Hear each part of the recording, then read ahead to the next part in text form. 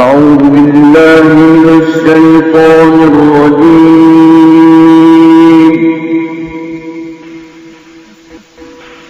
بسم الله الرحمن الرحيم. من الشيطان الرجيم. بسم الله الرحمن الرحیم. والفجر، قسم ہے فجر کی. ولیال عشر، قسم ہے 10 راتوں کی. والشفع، قسم ہے جوڑے کی. والوتر، قسم ہے اکیلے کی. واللیل، قسم ہے رات کی. اذا یسر، جب وہ چلتی ہے، آنے کے لیے بھی اور جانے کے وقت بھی. 2 وقت، ایک وقت رات کا آنے کا ہے اور ایک وقت رات کا جانے کا ہے. دونوں وقت شمار ہیں. واللیل، قسم رات کی. اذا یسر، جب وہ چلتی ہے. حل، کیا. فی ذالک، اس میں، یہ جو قسمیں اٹھائی گئی. حل، کیا. فی ذالک، اس میں. قسم، قسم ہے. لذی حجر، عقل والوں کے لیے. الم تارا، کیا آپ نے نہیں دیکھا. کیف فعل، کیسا کیا. کیا سلوک کیا، کیا انجام کیا. ربوں کا، آپ کے رب نے. بعاد، قوم عاد کے ساتھ. ارم، ارم قبیلے کے. ذات العماد، لمبے قد والے، طویل قد والے. التی، ایسی قوم. لم یخلق، نہیں پیدا کیے گئے. مثلھا، ان کے جیسے. قد میں اور قوت میں. فی البلاد، دوسرے شہروں میں. وثمود، اور قوم ثمود. الذین، جو لوگ. جابو، تراش لیتے تھے. جابو، تراش لیتے تھے. الصخر، پہاڑوں کو. بالواد، وادیوں میں. وفرعون، اور فرعون. ذی الاوتاد، جو میخوں والا تھا. میخ بولتے ہیں بڑے کیلوں کو. جو کل بھی بتایا تھا کہ فرعون نے جس کو عذاب دینا ہوتا تھا اس کو زمین پر لٹا کر ہاتھ پاؤں کھلے کر کے ہاتھوں اور پیروں کے اندر وہ کیل، بڑے بڑے کیل گاڑ دیا کرتا تھا زمین کے ساتھ ہی چسپاں کر کے، تاکہ یہ بندہ بھی یہاں سے ہل نہ سکے. اور سینے پر یا پیٹ پر کوئی بھاری سا پتھر رکھ دیا جاتا تاکہ یہ یہیں سسک کے مر جائے. وفرعون، اور فرعون. ذی الاوتاد، جو میخوں والا تھا، جو سخت سزا دینے والا تھا. الذین، یہ وہ قومیں تھیں. عاد کی، سمود کی اور فرعون کی. الذین، یہ وہ قومیں تھیں. طغوا، جنہوں نے سرکشی کی تھی. فی البلاد، شہروں میں. فاکثروا، بس کثرت کر دی. حد سے بڑھ گئے. فی الفساد، اس میں فساد کرنے کے. فاکثروا، بس زیادہ کر دیا. فیہا، ان علاقوں میں. الفساد، فساد کو. فصب، بس نازل کر دیا. فصب، نازل کر دیا. علیہم، ان قوموں پر. ربوں کا، آپ کے رب نے. صوت عذاب، عذاب کا کوڑا. ان ربک، بے شک آپ کا رب. لبالمرصاد، وہ طاق میں ہے، انتظار میں ہے. ٹھیک ہے. فجر کے اندر بھی کچھ وقت مقرر کیے بتائے گئے تھے. یہ کچھ مفسرین نے فجر سے مراد فجر کی نماز لی ہے، کچھ نے فجر کا وقت لیا ہے جس وقت میں نماز پڑھی جاتی ہے، کچھ نے طلوع فجر مراد لی ہے، کچھ نے ذی الحجہ کی جو پہلی تاریخ کی فجر ہے وہ مراد لی ہے، اور کچھ نے محرم کی پہلی فجر جس سے اسلامی سال شروع ہوتا ہے وہ مراد لی ہے. لیکن رب ذوالجلال نے چونکہ فجر کا لفظ عموم پہ رکھا ہے کہ فجر کی قسم ہے، تو اس سے مراد فجر کا وقت یا فجر کی نماز، چونکہ یہ دونوں ایک دوسرے کے ساتھ لازم و ملزوم ہیں کہ فجر کی نماز فجر کے وقت میں ہی پڑھی جائے گی، باقی ذی الحجہ کی فجر یا محرم کی فجر یا کسی خاص دن کی فجر اس کا اس میں کوئی تعلق نہیں ہے. یہاں فجر سے مراد صرف فجر ہے، وہ ہر روز کی فجر ہے. وَلَيَالٍ عَشْرٍ، اور 10 راتوں کی جو قسم اٹھائی تھی، اس میں بھی ہم نے کل بیان کیا تھا کہ مفسرین کی اس میں بھی مختلف آرائیں ہیں. کچھ لیال عشر سے مراد ذی الحجہ کی 10 راتیں لیتے ہیں، کچھ محرم کے پہلے 10 ایام کی راتیں لیتے ہیں، اور کچھ رمضان کے آخری عشرے کی 10 راتیں سے مراد لیتے ہیں جس میں طاق رات لیلۃ القدر کی تلاش کی جاتی ہے. لیکن مفسرین کے نزدیک زیادہ بہتر اور زیادہ صحیح جو ہے وہ ذی الحجہ کی ہی پہلی 10 راتیں ہیں. والشفع، پھر جوڑے کی بات کی گئی تھی کہ خالق کائنات نے اس کائنات کے اندر ہر شے جو ہے وہ پیدا کی ہے جوڑے کی صورت میں، انسان ہو یا جن ہو یا حیوانات ہوں، ہر ایک شے کے رب نے جوڑے بنائے ہیں، اور اکیلی ذات اس کی اپنی ہے. اور اسی طریقے سے رب نے جو اوصاف ہیں، وصف، خوبیاں، وہ بھی جوڑے کے اعتبار سے رکھی ہیں کہ عزت کے ساتھ ذلت بھی ہے، صحت کے ساتھ بیماری بھی ہے، قوت کے ساتھ کمزوری بھی ہے، حیات کے ساتھ موت بھی ہے، اور دونوں ہی صفات مخلوقات میں پائی جاتی ہیں. لیکن ان صفات میں سے رب کے اندر صرف ایک صفت پائی جاتی ہے. رب میں قوت ہے، کمزوری نہیں ہے. رب غالب ہے، مغلوب نہیں ہے. رب حی ہے، یموت نہیں ہے. تو اس میں ایک صفت ہے اور مخلوق میں دونوں صفتیں پائی جاتی ہیں. اور واللیل، قسم رات کی، یہ بھی عام رات ہے، ہر روز کی رات، اور دونوں وقت رات کا رب نے بیان کر دی کہ جب وہ آتی ہے اپنے وقت کے اوپر اور جب وہ جاتی ہے اپنے وقت کے اوپر، دونوں کے. اور اب یہ قسمیں اٹھا کر رب ذوالجلال دراصل اپنا جو اگلا جو مدعا ہے، اگلا جو مضمون ہے، اس کی طرف نشاندہی کرانا چاہ رہا ہے کہ یہ جو ہم نے قسمیں اٹھا کر ایک بات کرنے لگے ہیں، قسمیں اٹھا کر ہم جو بات کرنے لگے ہیں، وہ بات کوئی بے مقصد نہیں، غیر اہم نہیں ہے. کیونکہ عرب والوں کا ایک انداز تھا کہ جب انہوں نے کوئی اہم بات کرنی ہوتی تو اس سے پہلے وہ قسم اٹھا لیا کرتے تھے.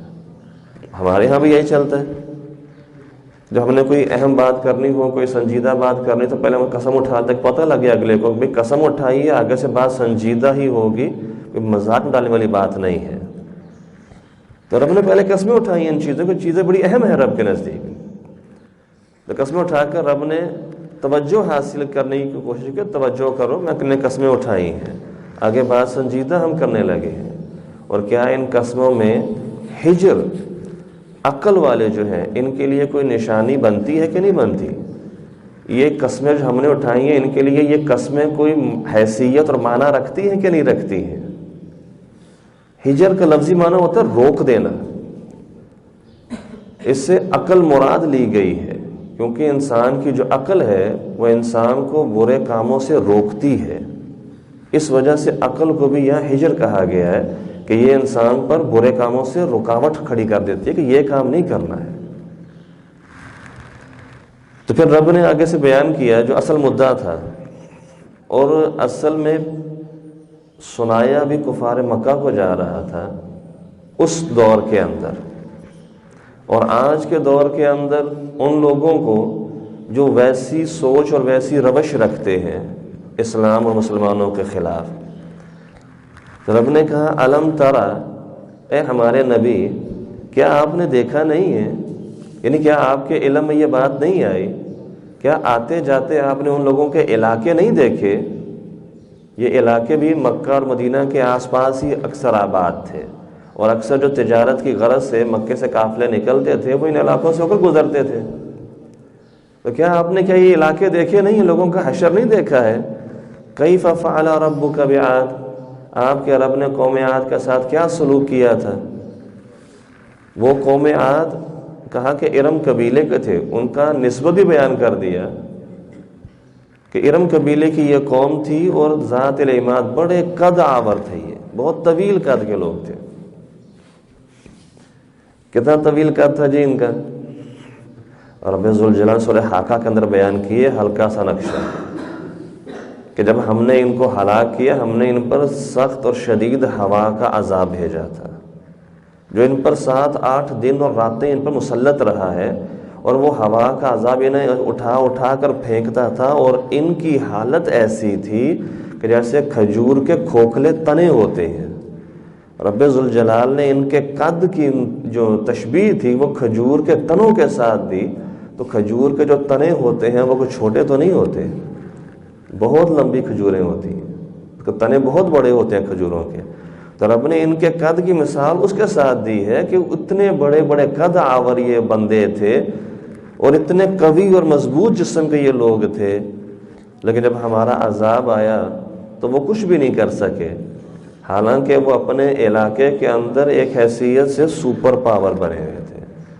ارد گرد کے لوگ ان سے ڈرتے تھے، ہر طرف ان کا زور اور دبدبا تھا، یہ اگلوں میں لوٹ مار بھی کرتے، اپنی مرضی کے وہاں پر دنگا فساد بھی کرتے، لیکن جب ہماری باری آئی تو پھر اس پر پاور کچھ نہیں کر سکی۔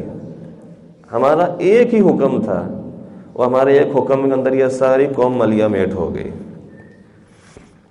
اس کے بعد پھر دوسری قوم کا ذکر کیا، سمود کا، پھر ان کی قوت کا بھی ذکر کیا کہ سمودی بھی اتنے طاقتور لوگ تھے کہ ہاتھوں کے ساتھ ہتھوڑی اور چھینی، پرانے وقت میں یہی اوزار ہوا کرتے تھے۔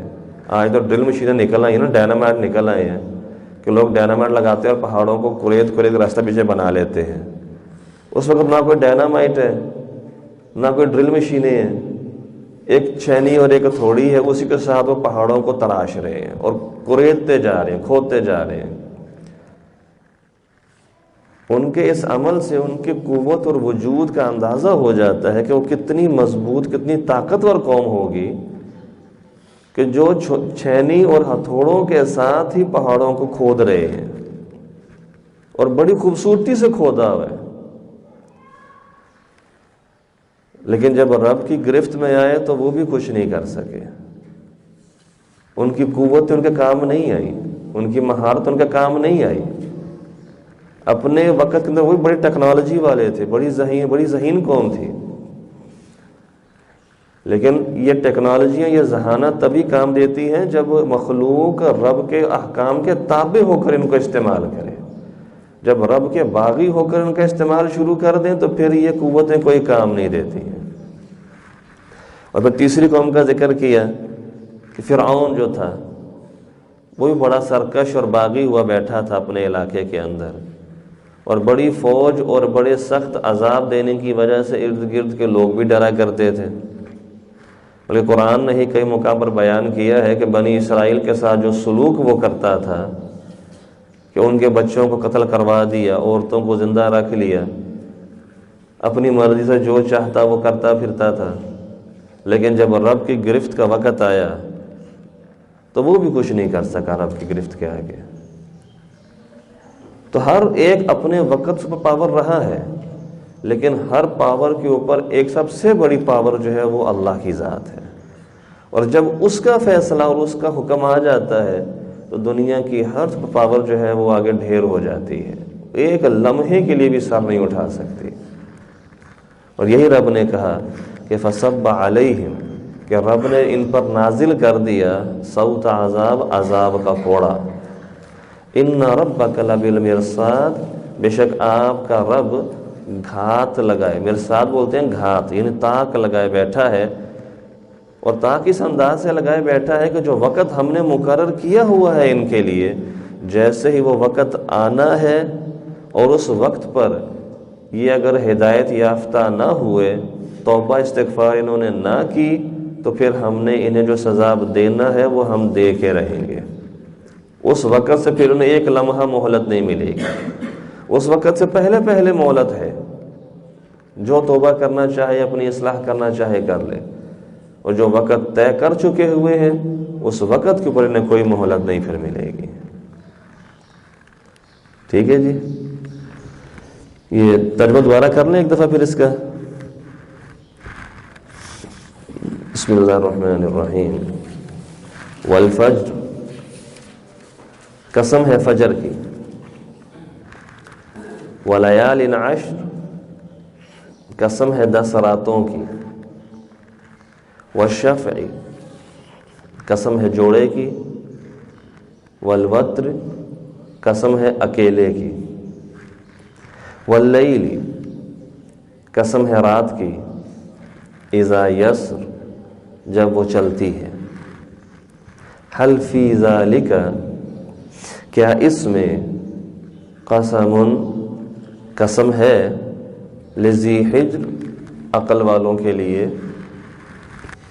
الم ترى، کیا آپ نے دیکھا نہیں، کیف فعل، کیسے کیا تھا، ربک، آپ کے رب نے، بعاد، قوم عاد کے ساتھ، ارم، ارم قبیلے والے، ذات العماد، بڑے قد والے، ستونوں کے مانند قد والے، التی، وہ قوم، لم یخلق، نہیں پیدا کیے گئے، مثلھا، ان کے مثل، ان کے جیسے، فی البلاد، دوسرے شہروں میں، وثمود، اور قوم سمود، الذین، جو لوگ، جابو، تراش لیتے تھے، الصخر، چٹانوں کو،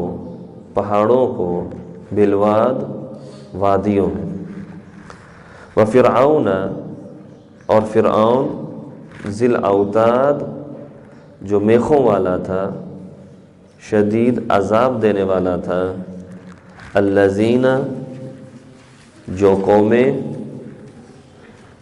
طغوا، انہوں نے سرکشی کی تھی، فی البلاد، شہروں میں، فاکثروا، بس کثرت کر دی، فیہا، ان علاقوں میں، الفساد، فساد کرنے کی، فصب، بس نازل کر دیا، علیہم، ان لوگوں پر، ان قوموں پر، ربوں کا، آپ کے رب نے، صوت عذاب، عذاب کا کوڑا، ان ربک، بے شک آپ کا رب، لبالمرصاد، وہ تاک میں بیٹھا ہے، تاک میں ہے،